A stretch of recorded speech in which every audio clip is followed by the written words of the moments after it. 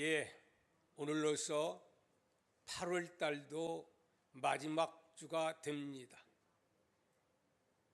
마지막 주가 되어서 그런지 날씨가 매우 선선해서 마치 가을 같은 기분이 들지요? 네, 그렇습니다. 주님이 지구를 움직이고 있기 때문에 우리는 안심할 수가 있어요.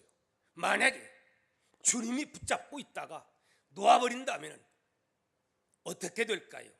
우리는 불안해서 살아갈 수가 없어요. 자연히, 우연히, 저절로. 그 어떻게 믿고 불안해서 살아갈 수가 있습니까? 오늘도 주께서 우리에게 은혜 주시고 함께 하실 줄 믿습니다. 여러분들에게 한 질문을 하겠습니다. 이 세상에서 하나님으로부터 가장 큰 칭찬을 받은 한 사람을 들라 하면 여러분들은 누구를 말씀을 하겠습니까? 미리 나와버렸네요. 어떤 사람은 눈치가 빠르셔. 그 사람이야말로 모세가 아닌가? 엘리야가 아닌가? 아니면은 저 에녹이 아닌가? 뭐 이런 또 바울이 아닌가? 이렇게 말할 수도 있겠습니다만은 저는 누구라고요? 세례의 요한이라 그렇게 말씀을 드리고 싶습니다. 왜 그렇습니까? 왜? 이유는 누가복음 7장 28절에 예수님이 친히 직접 뭐라고 말씀했느냐? 내가 너희에게 말하노니 여자가 낳은 자 중에 요한보다 큰 자가 있다? 없다. 누가 그랬어요? 하나님이 말씀하셨어요. 누가 그랬어요? 예수 그리스도께서 그렇게 말씀을 하셨습니다. 마땅히 우리 믿음의 사람들은 이 땅 위에서도 어디를 가서나 칭송 들으며 사는 그런 아름다운 삶이 되어야 할 줄 믿습니다. 그러나 중요한 것은 아무리 사람들에게 인기가 짱이고 칭송을 들어도 누가 하나님이 예수 그리스도가 나는 너를 알지 못하노라 인정하지 아니하면 사람들의 칭찬은 무슨 의미가 있습니까? 비록 사람들에게는 칭찬을 받지 못한다 할지라도 누구에게? 하나님에게, 예수님에게 칭찬 들을 수 있는 저와 우리 동아의 모든 가정들이 되었으면 어떻게 좋겠어요? 참 좋겠습니다. 세상 사람 날 알아주지 아니한다 할지라도 예수 그리스도께서 여러분을 알아주고 우리를 알아주는 주님께서 마지막 칭찬하는 칭찬 들을 수 있는 우리 모두가 될 수 있기를 주의 이름으로 축복합니다. 그런데 사실 세례 요한을 예의주시해 보면 뭐 그렇게 대단한가? 세례 요한은 오래 살았어요? 짧게 살았어요? 진짜 지구촌의 많은 사람들 가운데 너무 짧게 살았어요. 뿐만이 아니라 세례 요한은 큰 기적을 행했다거나 귀신을 내어 쫓았다거나 병자를 고쳤다거나 뭐 능력을 행했다거나 뭐 그런 것도 별로 없어요. 근데 세례 요한은 그저 뭘 외치다 광야에서 외치는 자의 소리로서 사명 감당하다가 마지막에는 어떻게 장엄합니까? 인간적으로 볼 때는 초라하고 정말 소반에 목이 잘려가지고 그렇게 인생을 마쳤습니다. 인간적으로 볼 때는 너무 비참한 것처럼 그렇게 느껴지지요. 그런데 그런 세례 요한을 향해서 예수님은 여자가 낳은 자 중에 가장 큰 자라고 그렇게 말씀을 했을까요? 왜 그랬을까요? 오늘 본문을 통해서 예수님이 하신 그 의도를 여러분 찾는, 깨닫는 귀한 시간이 되기를 주의 이름으로 축복합니다. 오늘 본문 가운데 19절 말씀 한번 같이 읽어보도록 하겠습니다. 시작. 유대인들이 예루살렘에서 제사장들과 레위인들을 요한에게 보내어 네가 누구냐 물을 때에 요한의 증언이 이러하니라 그랬어요. 많은 사람들이 세례 요한에게 와서 도대체 넌 누구냐? 그리고 그에게 네가 누구냐고 묻습니다. 아무나도 네가 누구냐고 묻습니까? 이게 온 사람들이 어떤 사람이요? 제사장, 레위인 이런 사람들이 와서 도대체 내가 누구냐 하고 이렇게 묻는 겁니다. 왜 묻는 거지요? 세례 요한은 혜성처럼 나타난 사람이에요. 구약 말라기 이후에 바로 세례 요한 때까지의 기간을 가리켜서 약 400년간의 기간이라고 말합니다. 근데 말라기 이후에 뭐 내놓을 만한 선지자가 있었어요? 아무도 없었어요. 하나님께서 진노하사 선지자를 보내지를 않았어요. 그러다가 400년의 암흑기가 지나고 나서 갑자기 예루살렘도 아니고 베들레헴도 아니고 어디에 누가 나타나는 거예요? 옷은 이상하게 약대 털옷을 입고 메뚜기와 석청을 먹으면서 희한한 모습을 한 사나이가, 젊은 사나이가 나타나서 막 외치는 거예요. 광야에서 소리로써 회개하라 막 광야에서 소리치는 거예요. 가다가 사람들이 그 소리를 들은 거예요. 그 소리 듣더니 한 사람, 두 사람, 10사람, 100사람, 1000사람 수많은 사람들이 세례 요한에게 몰려오고 그 말씀을 듣고 은혜를 받고, 은혜를 받은 그 다음에는 무엇을 받아요? 세례를 받습니다. 갑자기 혜성처럼 나타난 세례 요한에 의해서 사람들의 인기가 어디로 다 쏠렸느냐? 세례 요한으로 막 쏠리는 거예요. 웅성웅성, 아, 그리스도가 나타나나 보다. 그리스도가 나타나나 보다. 그래서 이들 마음속에 혹시나 그리스도가 아닌가 해서 그에게 이렇게 물은 겁니다. 도대체 당신은 누굽니까? 이런 때 삼가 조심해야 합니다. 인기가 높을 때에, 사람들이 그리스도라고 칭송하면서 그 사람을 알아줄 때에 잘못하면 거기에 올라갔다가 떨어지는 경우들이 참 많아요. 역사의 위대한 인물들이 어느 때 떨어지느냐, 한없이 올라갔다가 추락하는 것을 봅니다. 대한민국에 내려가는 그 목사님들 가운데서 한참 인기 절정했다가 땅에 떠지는 경우가 많아요. 이런 때 참 조심해야 합니다. 바로 그때 나라고 하는 존재가 누군가를 바로 깨닫는 자아의식, 이것이 분명해야 될 줄 믿습니다.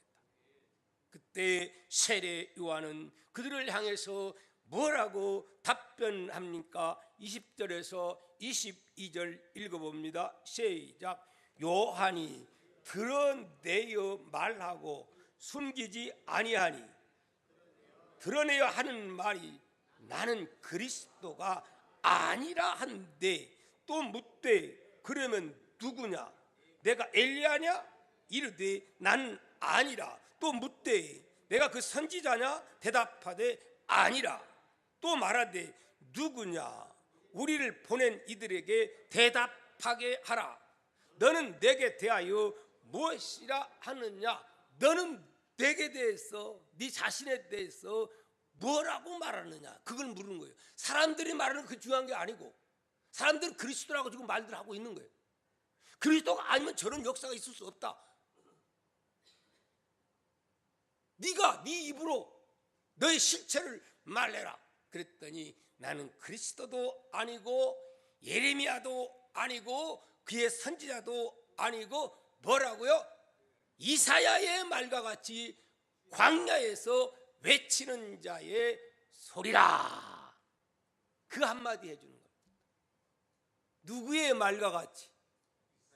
이사야 선지자의 말과 같이.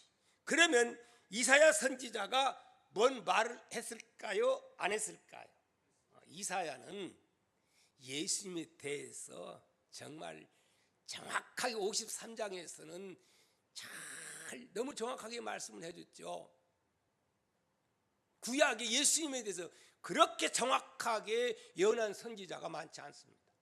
가장 정확한 예언을 했지요. 근데 이사야 선지자가 예언을 또 했는데 무슨 예언을 했느냐? 이사야서에 이렇게 말씀, 40장 3절에 외치는 자의 소리여 이르되 너는 광야에서 여호와의 길을 예비하라. 사막에서 우리 하나님의 대로를 어떻게 하라? 평탄케 하라. 어디 가서? 사막에 가서, 광야에서 누구의 길을? 하나님의 길을 내라는 거예요. 하나님의 오시는 그 길을 평탄케 하라는 거예요. 벌써 이 요한은, 이사야는 오시는 분이 누구라는 거예요? 하나님이 오신다는 거예요. 근데 이 말을 그대로 인용해서 지금 세례 요한이 외치고 있는 겁니다. 나는 광야에서 외치는 자의 소리라. 그럼 뭡니까 이게? 왕의 대로를 열고 왕이 오시는 길을 닦는 이 일을 위해서 나는 부름받은 사람이라. 쉽게 말한다면 하나님 되시는 예수님이 메시아로서 이 땅에 오는데 그 메시아를 오는 길을 닦는 일을 한다 이 말이에요. 예를 들자면 옛날에 사또가 한번 납신다거나 또 대감이 이렇게 길거리 나가면 어떻게 합니까? 앞에 있는 종들이 뭐라고 해요? 또 뭐라고 합니까? 물러거라! 물러거라! 누구 납신다? 사또 납신다. 심지어는 왕이 만약에 이렇게 납신다고 볼 때 어떻게 합니까? 백성들이 그냥 옹기종기 모여서 만약에 저자에 나타나면 모든 백성들이 길을 쫙 내주면서 어떻게 합니까? 고개 딱 숙이고 쳐다봅니까? 못 쳐다봅니까? 쳐다봤다가는 난리 납니다. 쳐다보지도 못하고 길을 쫙 내주지요. 그래서 지금 세례 요한은 이 일을 위해서 왔다 이 말이죠. 다시 말씀드린다면 나는 그리스도가 아니요, 나는 주인공이 아니요, 너희들은 그리스도라고 말하지만 나는 그리스도가 절대 아니다. 나는 그분을 위해서 들러리 선 광야에서 외치다가 사라지는 소리에 불과하다. 할렐루야. 세례 요한은 내가 누군가 자기의 정체성이 분명했습니다. 오늘날 수많은 사람들이 왜 문제를 가져오는가? 왜 문선명이가 문제가 되어버리고 말았는가? 왜 박태선이가 그런 이단자가 되고 말았는가? 오늘날 신천지 이만희가 왜 이런 자로 추락을 해버리고 말았는가? 그리고 요즘은 뭐 하나님 교회라고 해가지고 장 먼 자라가더만 가운데 자기 남편을 하나님이라 하더니 죽어버렸거든요. 그랬더니 뭐 하나님 아버지만 있냐? 하나님 어머니도 있지. 그래가지고 지가 지금은 장길자 하나님 어머니라는. 여러분이 생각할 때는 기가 막히지요. 근데 그 믿는 사람들이 참 많아요. 참 사람들이 똑똑한 것 같아도 알고 보면 참 멍청합니다. 그 사람들이 다 무식해서 그런 것도 아니에요. 영적인 존재라 영에 홀리기 시작하면 진짜 신기하도록 그렇게 빠집니다. 왜 이런 일이 일어납니까?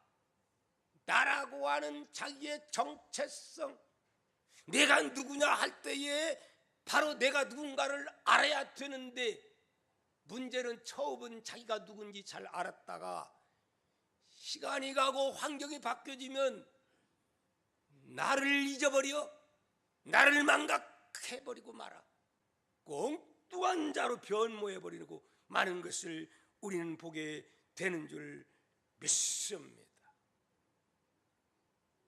그러므로 참 중요한 것은 무엇이냐? 어디를 가서든지 무엇을 하든지 항상 나는 나를 향해서 질문을 던져야 합니다. 너는 누구냐? 직장생활을 하면서도 너는 누구냐? 시장에 가서도 너는 누구냐? 이제 운전하다가 확 부딪혀가지고 성질이 팍 났을 때도 그때 빨리 너는 누구냐? 물어야지요. 안 물으면요 열받아가지고 치고받고 싸우다가 목사도 잘못하면 살인죄를 저지를 수가 있다니까요. 그래요 안 그래요? 그렇다니까요. 그러니까 항상 어떤 상황에서나 우리는 너는 누군가를 물어야 합니다. 묻고 사십시다. 어떤 상황에서나 사업이 망했어도 위기가 왔어도, 어제 신문 보니까 참 안타까운 그 내용을 살펴봤어요. 롯데그룹의 2인자인 부회장님이 확 자살해서 돌아가셨어요. 뭐 여러 가지 이야기 나와요. 상세한 건 난 몰라요. 문제는 나는 그분이 예수 믿느냐 안 믿느냐 여기만 나는 관심이 있는 거지 딴 건 별 관심 없어. 근데 끝에 보니까 모 교회 장로님이었다네. 은퇴 장로님.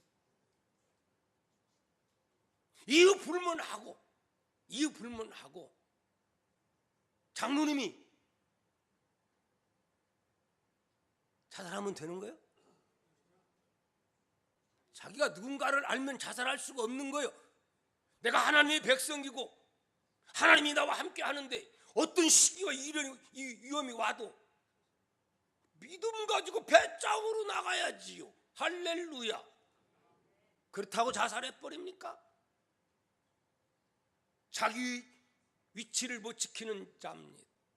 우리는 어떤 일이 있더라도 알고 보면 기도하고 내가 누군가를 물으면 하나님 너는 누구다고 힘 주시고 그래서 감당할 수 있는 능력 주고 나중에는 알고 보면 하나님께 찾아가서 기도하면 합력해서 선을 이루어 주실 줄을 믿습니다.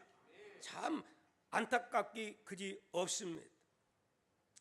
이사야 14장 12절 14절에 이런 말씀이 나옵니다. 너 아침의 아들 계명성이여 어찌 그리 하늘에서 떨어졌으며 너 열국을 엎은 자여 어찌 그리 땅에 떨어졌는고 내가 내 마음에 이르기를 내가 하늘에 올라 하나님 뭇별 위에 내 자리를 높이리라. 내가 북극 지폐에 산 위에 앉으리라. 가장 높은 구름 위에 올라가서 지극히 어떤 자와 높은 자와 뭐하리라? 같아지리라. 이와 같이 같아지리라. 누가 지금 하는 소리지요? 계명성은 여기 천사를 의미하는 거예요. 천사장을 의미하는 거예요. 천사장만 된 것도 할렐루야 감사하고 천사로 된 것만도 감사한데 그 높여주니까 누구처럼 되려고요. 하나님과 맞짱 뜨려고 하다가 하나님의 진노 받아가지고 결국 천사가 뭐가 되어? 사탄이 되어서 지구촌으로 쫓겨납니다. 모든 범죄, 모든 문제가 어디서 출발하느냐? 여기서 출발합니다.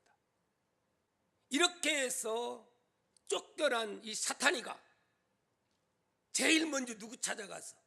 아담과 하와에게 찾아가서 하와에게 찾아가서 무슨 작전 쓰지요? 너도 선악과 따먹으면 누구처럼 될 수 있다? 아니 하나님처럼 될 수 있다는 거야. 많고 많은 존재 가운데서 사람으로만 삼아준 것도 얼마나 감사해. 만물을 다스리고 정복할 수 있는 엄청난 상상을 초월한 복을 주었는데 거기에다 또 이 사탄이는 너 하나님처럼 될 수 있다. 그러고 미혹을 하는 거예요. 여기에 빠지는 거예요. 인간의 불행이 어디서 출발하느냐? 다 여기에서 출발하는 거예요. 이거 이 자리만 지킬 줄 알고 내가 누군가를 바로 알면 세상은 이렇게 요지경이 되지 않는 줄 믿습니다.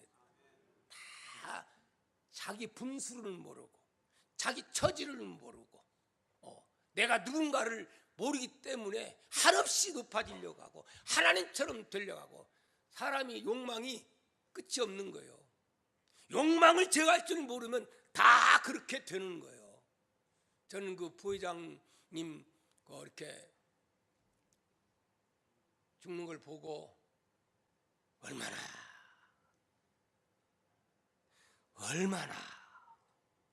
피곤하고 힘들고 고통스러웠으면 저렇게 했을까. 남들이 볼 때는 그래도 롯데에 제2인자 인정받아서 그 가문과는 상관도 없는데 그렇게 올라갔건만은 그 길이 쉬운 거예요? 얼마나 힘들었으면. 여러분 너무 올라가는 거 좋아하지 마세요. 아멘. 하나도 안 하시네. 너무 올라가기 좋아하지 마세요. 아멘 하세요. 현재 주어진 위치, 이 위치에서 만족할 줄 아는 여러분 되시기를 바랍니다. 남이 볼 때는 부러워하고 경배하고 남이 볼 때는 그렇지만 사실상 남이 보는 거하고 자기는 달라요. 나도 저렇게 됐으면 하겠지만 그 사람은 죽고 싶다니까요.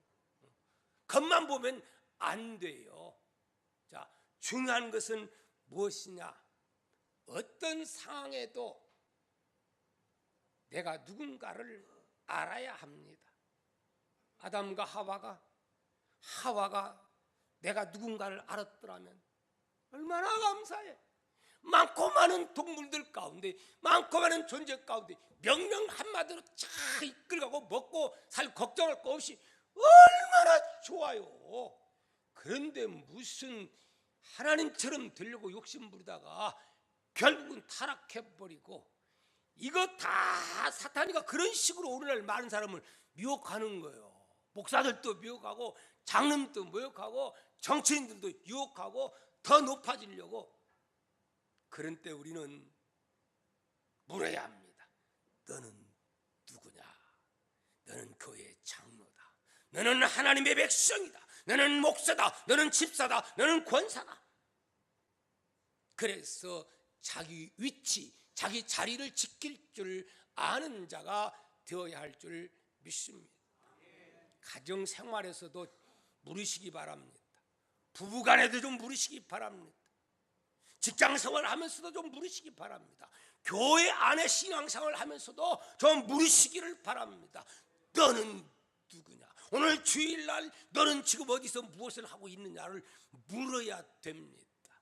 할렐루야. 열받고 속상할 때에, 괴로워 앞이 캄캄할 때에, 산 넘어 3일 때에, 그럴 때 여러분 꼭 물으시면 우리 주님은 너는 누구다? 너는 내 자녀다. 내가 너와 함께하마. 하나님은 말씀해 주실 줄을 믿습니다. 자기의 정체성, 자기를 분명히 아는 사람은 어떤 상황에서도 변절되지 않습니다. 자기를 망각하니까 그렇게 타락하고 바꿔지고 불행한 사람이 되는 것이지요. 여러분, 왜 제사장들이 예수님을 미워합니까? 왜 서기관들이, 왜 바리새인들이 예수님을 시기합니까? 뭘 몰라서 그래요? 자기를 몰라서 그래. 제사장이 누구요? 바리새인이 누구요? 서기관이 누구요? 하나님의 말씀에 대해서는 누구보다도 더 잘 알고 구약을 잘 아는 사람이건만은 자기를 물은 게 아니야. 자기를 바로 알면은 감히 어떻게 예수님에 대해서 시기하는 마음을 갖다니요, 하나님에 대해서 감히 시기심을 갖다니요. 자기를 모르니까 그러는 거예요. 자기를. 정체성이 분명하면 시기하지도 않습니다. 따라합시다. 자기를 바로 알면 시기하지도 않는다. 순간 자기를 망각하니까 시기하지요. 세례 요한 보십시오. 처음에는 인기가 짱이었어요. 그리고 그는 지금 자기를 변호하고 자기를 알려요. 광야의 소리로서 예수님만 알려요. 막 예수님만 알리는 거예요. 그러면 자기의 제자들, 자기를 따랐던 사람들이 여기 있을 이유가 있어요. 예수님께로 가야 돼요. 여기 있을 이유가 없는 거지요. 내가 온 것은 그분을 안내하고 소개하기 위해서 왔다 그러는데 주인공도 아닌데 여기에 있을 이유가 없는 거지요. 그러니까 하나둘 떠나는 거예요.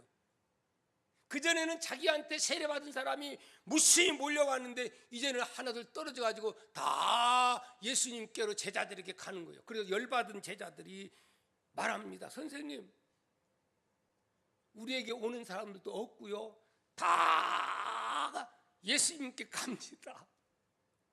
그러니까 세례 요한이 열받아요? 열 안 받아요. 그 말에 세례 요한은 이렇게 말합니다. 요한복음 3장 30절에 그는 흥하여야 하겠고 나는 쇠하여야 하리라. 이야, 그 말 듣고 어떻게 그런 말을 할 수 있느냐.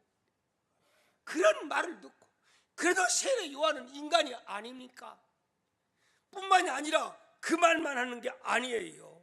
마가복음 1장 7절 8절 말씀에 그가 전파하여 이르되 나보다 능력 많으신 이가 내 뒤에 오시나니 나는 굽혀 그의 신발끈을 풀기도 감당하지 못하겠노라. 나는 너희에게 물로 세례를 베풀었거니와 그는 너희에게 무엇으로? 성령으로 세례를 베풀이라. 이야, 그렇게 말씀하는 거. 시기심 있어요? 없어요. 자기를 알기 때문에, 내가 누군가를 알기 때문에, 예수님의 누군가를 바로 알기 때문에 그는 그런 마음이 없어요. 그래서 예수님은 여자가 낳은 자 중에 세례 요한이 가장 큰 자라고 말을 했던 거예요. 다시 말씀드린다면 세례 요한은 오직 예수, 오직 메시아, 예수님은 하나님이시고 그분이 이 땅에 왔다, 그분 믿어야 구원받고 그분 믿어야 축복받아, 나 믿어가지고는 안 된다. 얼마나 솔직한 사람입니까? 박 목사 믿어가지고 됩니까? 그건 이단자예요. 그렇지 않습니까? 세례 요한의 마음속에는 전혀 그런 예수님에 대해서 처음은 그렇다 치고 마지막까지 변함이 없는 세례 요한의 그 모습을 우리는 보게 되는 것입니다. 할렐루야. 인간적으로 볼 때 사실은 제일 시기하고 질투하고 라이벌 의식을 가질 만한 상황일까요? 아닐까요?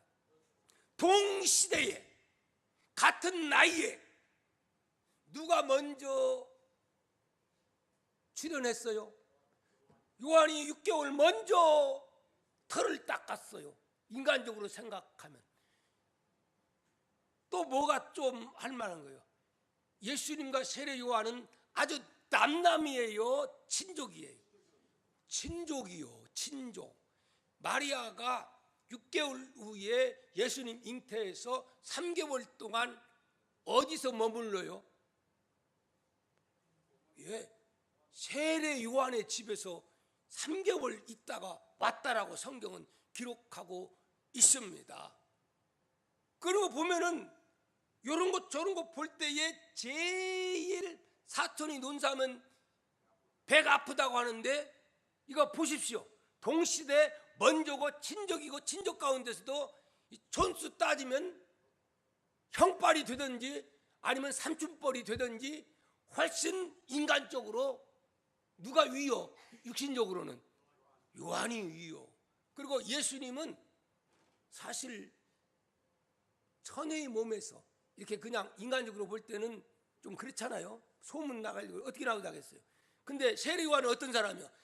당당하게 사가랴의 제사장의 아들이에요.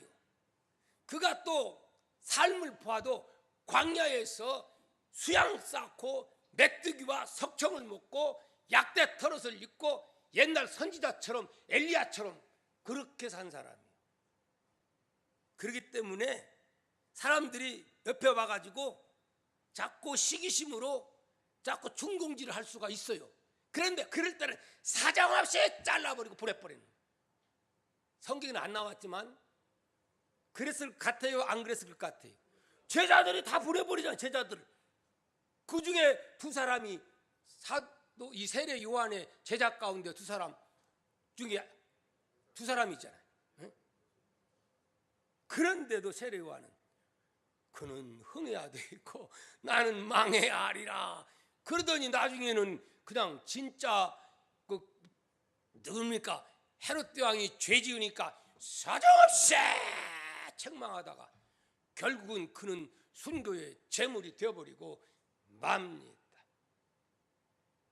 여러분, 이런 세례 요한을 예수님은 가장 큰 자라, 여자가 낳은 자 중에 가장 큰 자라 했어요.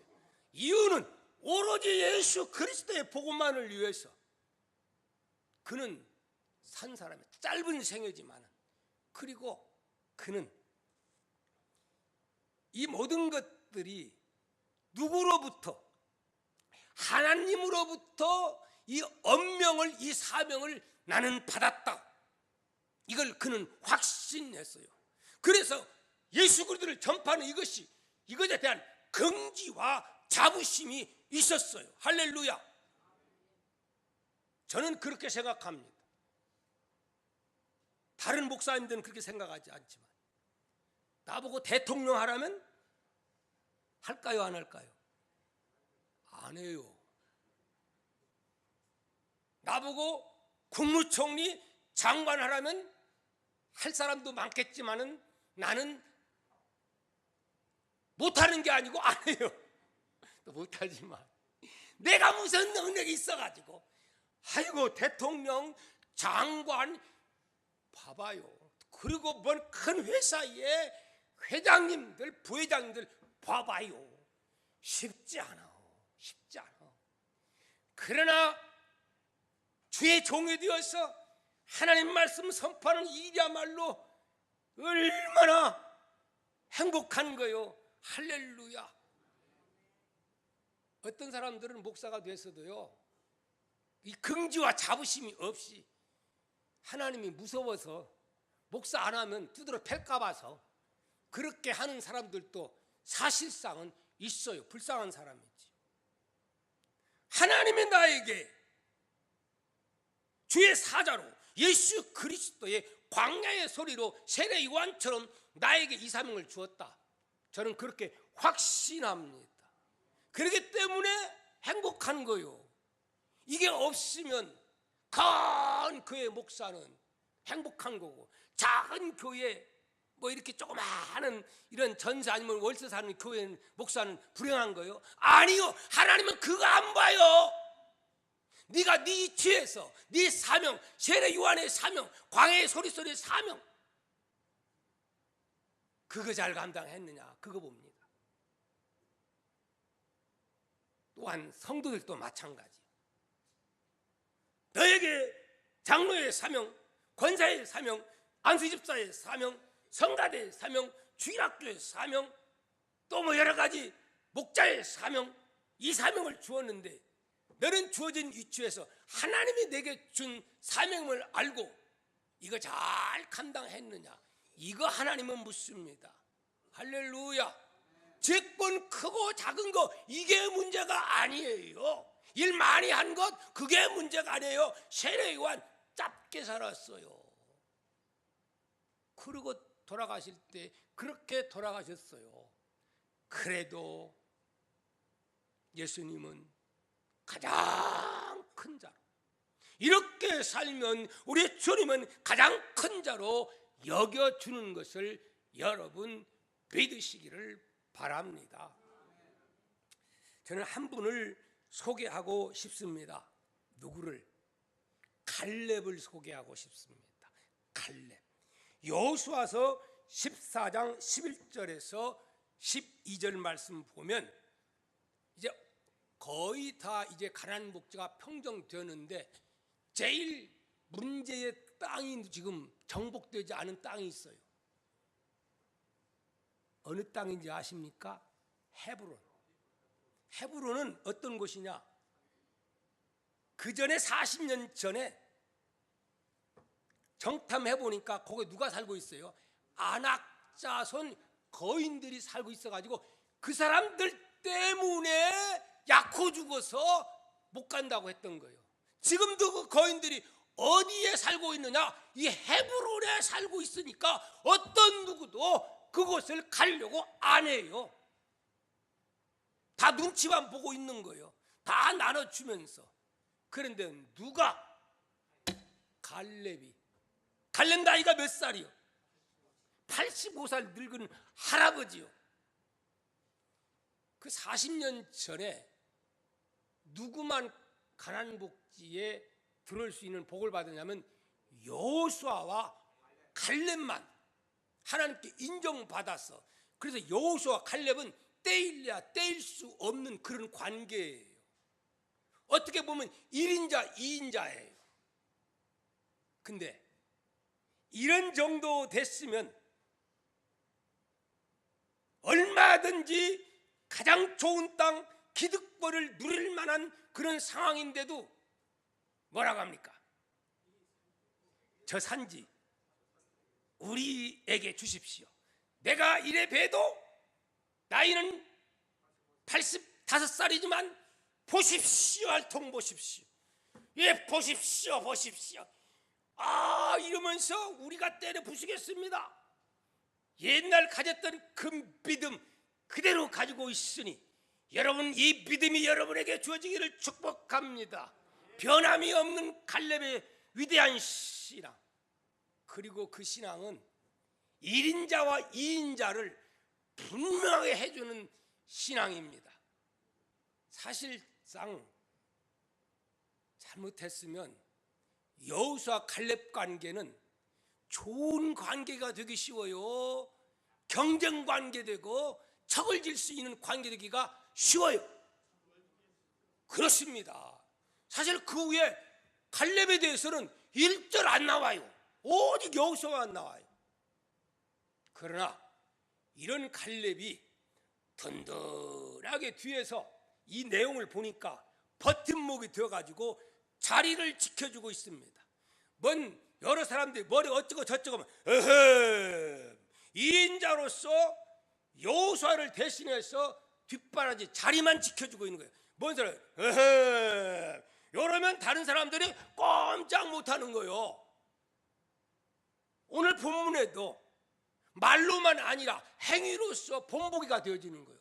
여호수아도 입장이 참 난처한데 바로 갈렙이 이러니까 얼마나 힘이 되고 얼마나 감사한 일이요. 할렐루야. 갈렙은 다른 거 안 해도 제 자리만 지켜줘도 여호수아에게는 엄청난 힘이 되었던 분이 묵묵히 말없이 2인자로서 그냥 자리만 채워줘도 엄청난 파괴력이 있었다라고 봅니다. 근데 마지막에서도 본을 보여주지 않아요. 이래서 결국은 이 갈렙은 자기 종족들이 그 거대한 헤브론 아낙 자손 거인들을 다 물리치고 그 땅을 점령하게 된 줄 믿습니다. 갈렙은 내가 누군가를 분명히 안 사람이었습니다. 자기 자리, 자기 위치가 어느 위치인가를 아는 사람이었습니다. 그 위치에서 탈선하지 않았습니다. 위로 올라가지도 않았습니다. 내려가지도 않았습니다. 하나님이 주신 그 직분을 그대로 지켰습니다. 마지막 영광스러운 땅도 차지하고 명예도 차지하고 할렐루야, 이 복을 받은 줄 믿습니다. 다른 사람들의 잘못은 많이 나오는데 이 갈렙에 대해서 약점이 아무것도 없어요.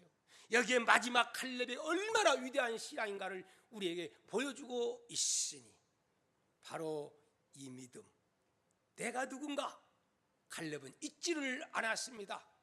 오늘 우리 모두가 갈렙 같은 자기 정체성이 분명해서 자기 위치를 지킬 줄 아는, 가정에서 지키십시오.